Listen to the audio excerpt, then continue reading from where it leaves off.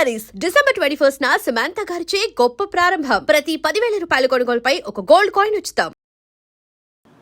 ఆ పొజిషన్ నుంచి మా అమ్మ లైఫ్ మారదులే, ఇంకా నా జీవితమే ఇంతే అనుకుని సూసైడ్ చేసుకుంటే, అంటే మీరు నేను ఇంకా నా లైఫ్ మారదు అనుకుంటే, నేను ఇప్పుడు 20 మంది లైఫ్లు మారుస్తున్నా. నేను సెలూన్ పెట్టి నా సెలూన్లో 20 మంది పనిచేస్తున్నారు, నా చుట్టూ 5-6 మంది ఉంటారు, వాళ్ళ లైఫ్లు నేను చూసుకుంటూ ఉంటాను. ఇన్ని లైఫ్లు నేను మారుస్తుంటే మా అమ్మ లైఫ్ మార్చలేను అనుకున్నది. హోప్లెస్గా అయిపోయి సూసైడ్ చేసుకుని చచ్చిపోయింది. ఇంకా ఆనందం ఉంటుంది. అదే మా మదరు సూసైడ్ చేసుకోకుండా ఎదిరించి పోరాడి ఇక్కడ దాకా ఉండుంటే ఈరోజు మా మదర్ ఉన్నప్పుడు నా సక్సెస్ ఇంకా ఎక్కువ ఉండేది కూడా, ఆనందంలో ఇంకా హ్యాపీగా ఉండదు. ఇప్పుడు మేము వీడియో చేస్తున్నాం, మా అమ్మ మదర్ కూడా మా వీడియోస్లో ఉండుంటే ఇంకా ఎంత బాగుండేది. ఇవన్నీ ఆలోచించుకుంటుంటే నాకు అనిపిస్తుంది, ఒరే నాయన సూసైడ్ ఎందుకు చేసుకుంటారో, నా లైఫే బెస్ట్ ఎగ్జాంపుల్. అసలు టర్నింగ్ పాయింట్ ఉండదు, హ్యూజ్ ప్రాబ్లమ్స్ కానీ మా అమ్మ సూసైడ్ చేసుకున్నది. నా లైఫ్ ఈరోజు ఎట్టుంది, ఏ రకంగా ఉంది. మా ఊర్లో ఇంకొక ఎగ్జాంపుల్ నేను క్వశ్చన్ కూడా అడగ, నాకు మా ఊర్లో చిన్న ఎగ్జాంపుల్ చూడండి లైఫ్ మారడానికి. నేను జస్ట్ ఒక ఇంగ్లీష్ మాట మాట్లాడితే యా అన్నా ఒకరి ముందు, ఏదో అడిగితే యా అంటే మేము కానీ మెతుకులేదు కానీ ఇంగ్లీష్ నీకు అన్నారు. నేను 10th చదివేటప్పుడు ఆ పొజిషన్ అట్లా ఉండేది మాకు. ఆ రోజు నుంచి నా దగ్గర అప్పు తీసుకుని 10,000 ఎగ్గొట్టారు. అది అక్కడ దాకా వచ్చి ఇవన్నీ మా అమ్మ చూడలేకపోయింది. ఇప్పుడు ఇంట్లో వాళ్ళకి ఎట్ట బ్రో, పల్లెటూరు ఆడవాళ్ళకి ఎట్ట, మా కొడుకు 30,000 శాలరీ అయితే 50 చెప్పుకుంటారు, అదే వాళ్ళకి ఆనందం. ఇవన్నీ మా అమ్మ చూడలేకపోయింది. ప్లస్ బంగారం ఉండేది లేదు, ఏ పెళ్ళిళ్ళకి పోయినా మా అత్తోళ్ళ దగ్గర తీసుకుని పోయేది. ఆ పొజిషన్ నుంచి ఈరోజు ఏమైనా కొనిచ్చే పొజిషన్ చూడలేకపోయింది. అందుకని ఆవేశపడకూడదు మనిషి.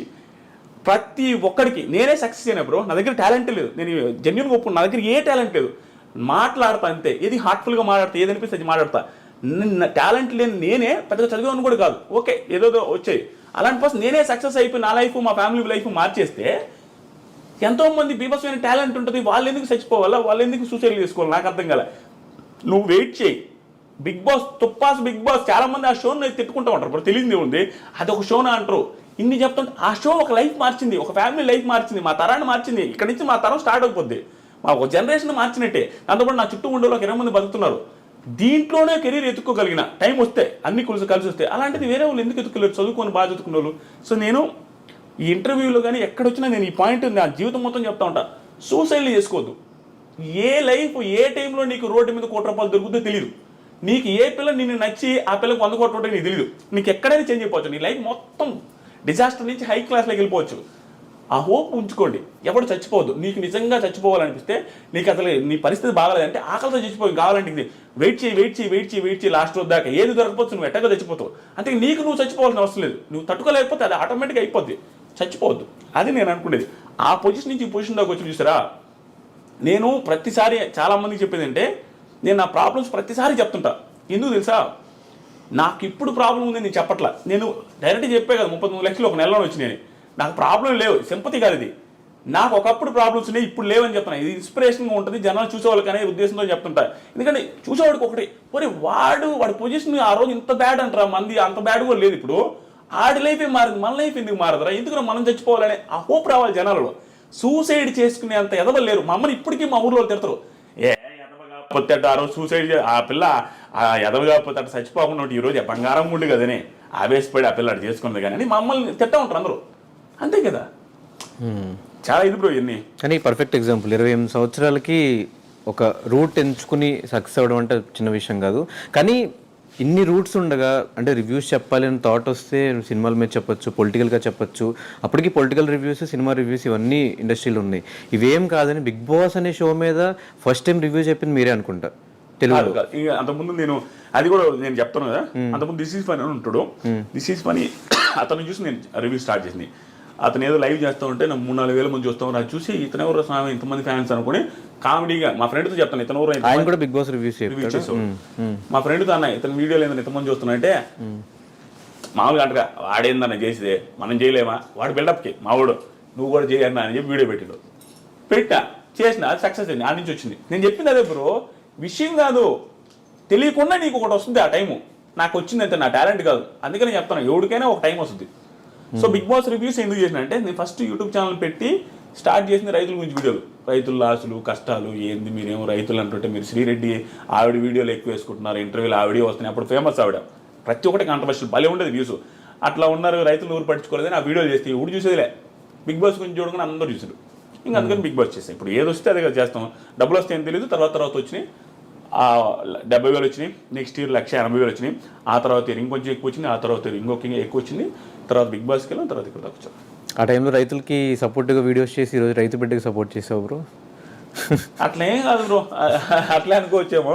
కానీ రైతు బిడ్డకి సపోర్ట్ అంటే బ్రో ఒక్కటి చెప్తా, రైతు బిడ్డ అయినా ఇంకొకరి బిడ్డ అయినా డాక్టర్ అయినా ఎవరైనా ఆడితేనే సపోర్ట్ చేస్తారు బ్రో.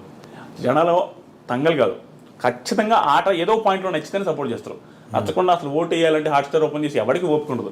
నేను మాత్రం నాకు అనిపించిందే చెప్తా, నాకు అనిపించినట్టు నాకు నిజంగా జెన్యూన్గా ప్రశాంత్ నాలాగే నాకేమనిపించిందంటే ఒక నార్మల్ పర్సన్ నువ్వు వెళ్ళి అక్కడ ఆడడం చాలా కష్టం బ్రో. నువ్వు కూడా ఫ్యూచర్లో ఎప్పుడో కూడా వెళ్తామని అనుకుంటున్నా, వెళ్ళినప్పుడు చూస్తావు చాలా భయంకరమైన టఫ్ సిచ్యువేషన్స్ వస్తాయి అక్కడ. తెలియకుండా ఈజీగా అనిపిస్తుంది, అమ్మాయి ఏంద్రా కూడు ఉండదు, నిద్ర ఉండదు, ఆడల ముందు గుడ్లు మార్చుకోవాలా, ఇవన్నీ చాలా ఇబ్బంది. ఏంది బ్రో పొల్లు అనుకున్నది ఆడల ముందు, ఎంత గలీజ్గా ఉంటుంది. అమ్మాయిలందరూ అందంగా ఉండే వాళ్ళు ఉంటారు, ఈడ వాళ్ళ ముందు పొల్లు అనుకుంటా ఉండాలి.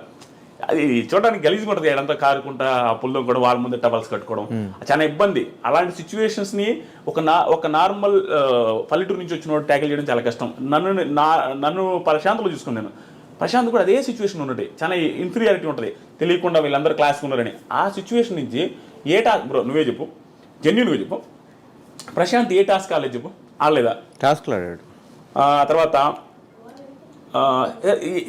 ఏదో ఒక రకంగా తెలియకుండా ఇంప్రెసివ్ అనిపించలేదు. ఏదో ఒక టైంలో ఇంత అనుకోలేదే, ఇది ఇంత ఉందా, పర్లేదు మనం అనుకున్న దానికంటే ప్రతి ఒక్కరూ సర్ప్రైజ్ ఫీల్ అయి ఉంటారు. ప్రశాంత్ ఏదో ఒక టైంలో సర్ప్రైజ్ ఫీల్ ఉంటారు. మరి ఇంకంతకంటే ఏం కావాలి బ్రో? ఇప్పుడు పర్సన్ అసలు ఎప్పుడైనా అనుకుంటాడు ప్రశాంత్ని ఏం పీకలేడు, ఏదో అనవసరంగా వాడికి ఇచ్చాడు అంటే వాడనందుకు ఫీల్ అవుతుంది దయచేసి. జనాలు అనుకునేది అనవసరంగా ఈ పిల్లడికి ఇచ్చారే, ఏం చేసేది అనవసరంగా ఇచ్చారని అందరూ ఫీల్ అయి ఉంటారు స్టార్టింగ్లో. కానీ ఆ అనుకున్న వాళ్ళే ఒక టైంలో సర్ప్రైజ్ ఉంటారు మనోడి పర్ఫార్మెన్స్ చూసి. నాకు అలా నచ్చేది సపోర్ట్ చేశారు. సపోర్ట్ అంటే రోజు ఏం చేయలేదు, కానీ రివ్యూవర్స్ వల్ల జనాలు ఇన్ఫ్లుయెన్స్ అవుతున్నారు. రివ్యూవర్స్ హౌస్లో ఉన్నంత వరకు ఒకలా చెప్పిన తర్వాత బయటకు వచ్చాక వాళ్ళ బిహేవియర్ చేంజ్ అయినప్పుడు ఖచ్చితంగా రివ్యూవర్స్ అనే ఛాన్సెస్ ఉంటాయి కదా. ఉంటాయి, కానీ రివ్యూస్ అంటే ఏంది, మేము రివ్యూ చేసేది ఏంది బిగ్ బాస్ షోని. సో మాకేం అవసరం బిగ్ బాస్ షో. ఇప్పుడు నా పక్కింటోడు 4 మర్డర్లు చేసిన వాడు బిగ్ బాస్కి వెళ్ళినా, మా ఇంట్లో వాళ్ళనే మర్డర్ చేస్తున్నా కూడా అంటే నేను బిగ్ బాస్ హౌస్కి పోతే వాడు బాగా ఆడితే సపోర్ట్ చేస్తా. వచ్చిన తర్వాత వాడు ఎలా ఉండో, వెళ్ళక ముందు ఎలా ఉండో నాకు సంబంధం లేదు, నాకే కదా ఏ రివ్యూ సంబంధం. షోలో ఎలా ఉంది అలా. షోలో ప్రశాంత్ బాగా ఆడాడు, శివాజీ గారు బాగా ఆడారు, పొగడతాం. ఇంకొకరు బాగా ఆడలేదు విమర్శిస్తామంటే ఏమి బీభత్సం ఏం కదా, ఉండదే చెప్తాం. ఈరోజు బాగా లేదంటే బాగా లేదని చెప్తాం. సో స్టిల్ జనాలు మమ్మల్ని కూడా జడ్జ్ చేస్తారు. ఈడేం పెద్ద పుడింగ్ అంటే నేను ఆల్రెడీ ఏం పుడింగా, నేను ఒకరు బాగా ఆడలేదంటే వాడు నన్ను తిడతారు చూసి జనం. అది మేము యాక్సెప్ట్ చేస్తాం, ఎందుకంటే నార్మలే. మేము క్రిటిసైజ్ చేసినప్పుడు నన్ను క్రిటిసైజ్ చేయలేరా, యాక్సెప్ట్ చేస్తాను. అంటే ప్రాపర్గా రివ్యూ చేయగలిగితే బయటకు వచ్చాక బిహేవియర్ కూడా ముందే ఆడియన్స్కి అట్లా ఎక్కించి ఉంచుంటే అయిపోయేది కదా. ట్రూ బ్రో, చెప్తామనండి, అది గేమ్ షో బ్రో. నేను జెన్యూన్గా చెప్తున్నా, అక్కడ సిచ్యువేషన్స్లో నువ్వు ఎలా ఉండాలో అలా ఉండాలా. సో అది యాక్టింగ్ అనుకుంటారో, ఇంకోటి అనుకుంటారో, ఏదైనా అనుకుంటారో, నటించినా పర్లేదు. ఓకే, నువ్వు అక్కడున్న సిచ్యువేషన్లో నువ్వు బాగుంటే చాలు. నాకు ఏది మనకు అది ఇంప్రెసివ్గా అనిపించాలా. నటించడం అంటే నిజంగా నటిస్తే 100 రోజులు బీభత్సంగా నటిస్తే అంతకంటే టాలెంట్ ఏముంది బ్రో? ఓటు వేయడానికి 100 days ఎవడు బ్రో నటించగలుగుతాడు? అది హ్యూజ్ టాలెంట్. ఒక ఓటు వేయడానికి అదే ఆ టాలెంట్ సరిపోద్ది. 100 days నటించుంటే మీరు అన్నట్టు ఎవడో నటించలేడు. అక్కడ నువ్వు ఇంప్రెసివ్గా ఫీల్ అయితే చాలు, ఎలాగైనా ఉండండి, అది చాలు. మాకు బయటకు వచ్చిన తర్వాత ఎలా ఉంటుంది మేము ఎలా ప్రిడిక్ట్ చేయగలం? నేనేమంటానంటే అక్కడ ఉన్న సిచ్యువేషన్ తగ్గట్టు అక్కడ బిహేవ్ చేస్తారు. అవుట్ సైడ్ సిచ్యువేషన్ వేరే. అవుట్ సైడ్ పోలీసులు ఉంటారు, పల్లె ప్రశాంత్ అందరూ తప్పట్టరు. బయటకు వచ్చిన తర్వాత ఇలా చేశాడు అలా చేశాడు. లోపల పోలీసులు లేరు, లోపల క్రౌడ్ లేదు. బయటకు వచ్చిన తర్వాత క్రౌడ్ ఉంది, బయటకు వచ్చిన తర్వాత పోలీసు ఉంది. ఈ సిచ్యువేషన్ అక్కడ లేదు, ఆ సిచ్యువేషన్ ఇక్కడ లేదు. అక్కడ తగ్గట్టు అక్కడ ఉంటారు, ఇక్కడ తగ్గట్టు ఇక్కడ ఉంటారు. ఇదే క్రౌడ్తో ఇదే సిచ్యువేషన్, ఇదే పోలీసుల ముందు పల్లె ప్రశాంత్ బిగ్ బాస్ బిఫోర్ ఎక్కడ మనకు కనపడలే. ఎలా బిహేవ్ చేస్తారో మనకు తెలియదు. సిచ్యువేషన్ బట్టి మనిషి బిహేవ్ చేస్తారు, కానీ ప్రతిసారి ఒకే రకంగా ఎవడు బిహేవ్ చేయడు. కానీ ఆ సిచ్యువేషన్ ఒకేసారి కనిపించింది కాబట్టి మనకు తెలియదు అతను ఎలా ఉంటాడు. కాబట్టి మనమేమనుకున్నాము, అతను ఇలాగే ఉండాలని ఒక స్టాండర్డ్ పెట్టుకున్నాం అనేది నా ఫీలింగ్. నాకైతే జెన్యూన్ చెప్తున్నా, ప్రశాంత్ ఇలాగే డౌన్ టు ఎర్త్ ఉండాలా, ఇంత నోరు లేయకూడదు, ఇంత ఓవర్ చేయకూడదు అనే ఫీలింగ్ మనం పెట్టుకున్నాం. అంటే హౌస్లో అలా ఉన్నాడు కాబట్టి మనం బయటకు వచ్చాడు ఆబ్వియస్గా అలా పెట్టుకున్నారు బ్రో. అంతేగాని అది తప్పు. ప్రశాంత్ చేసిన మిస్టేక్ అని ప్రశాంత్ కూడా యాక్సెప్ట్ చేస్తారు, శివాజీ గారు చెప్పారు, పోలీసులు చెప్పారు, అది మిస్టేకే. కానీ అత్యుత్సాహంతో జరిగింది తప్పించి ఏదో ఇదే ఆ బిహేవియర్ అయినా ఆ బిహేవియర్తో మాకు సంబంధం లేదు బ్రో. రివ్యూవర్స్కి ఎవరికి సంబంధం లేదు. మాకు బిగ్ బాస్ షోలో ప్రశాంత్ బాగా ఆడాడు, దెర్ ఈస్ నో డౌట్, అందుకే గెలిచాడు. సో ఇదే మీరు స్టార్ట్ చేసిన సీజన్లో, రివ్యూస్ చెప్తున్న సీజన్లో కౌశల్ అనే పర్సన్కి, అంటే ఒక రివ్యూవర్కి ఎవరికి సపోర్ట్ చేయని ఆదిరెడ్డి కౌశల్ టైంలో కౌశల్ ఆర్మీకి చేయడం, కౌశల్ కోసం 2K రన్ చేయడం, ఇదంతా ఏంటి? అంటే అది ఆ టైంలో ఏమైనా పాపులారిటీ కోసం కౌశల్కి అంత పేరుంది కాబట్టి ఏదో మన పేరు కూడా వినిపిస్తుంది అలా ఏమన్నా? అలా ఏం కాదు బ్రో. రివ్యూస్ స్టార్ట్ చేసినప్పటి నుంచి నాకు జెన్యున్గా ఇప్పుడు చెప్తున్నా కదా, Kaushal one of the best contestants. ఎవరు అవునున్నా కాదన్నా కౌశల్ ముందే చెప్తాను, కౌశల్ గారి ముందే చెప్తాను. మొన్న కూడా అవార్డ్స్ ఫంక్షన్కి వెళ్ళినప్పుడు కూడా నేను ఆయన పేరు చెప్పాను. ఆయన పక్కన ఉన్నాడు, నేను ఆయన పెద్ద మాట్లాడుకునేది లేదు ఇప్పటి వరకు. ఆయన ముందు ఏం చెప్పానంటే, కౌశల్ అనే సీజన్ వల్ల నాకు పాపులారిటీ వచ్చింది, నాకు చాలా నేను సెట్ అవ్వడానికి one of the main reasons Kaushal అనే సీజన్, కౌశల్ గారు కూడా అని చెప్పా.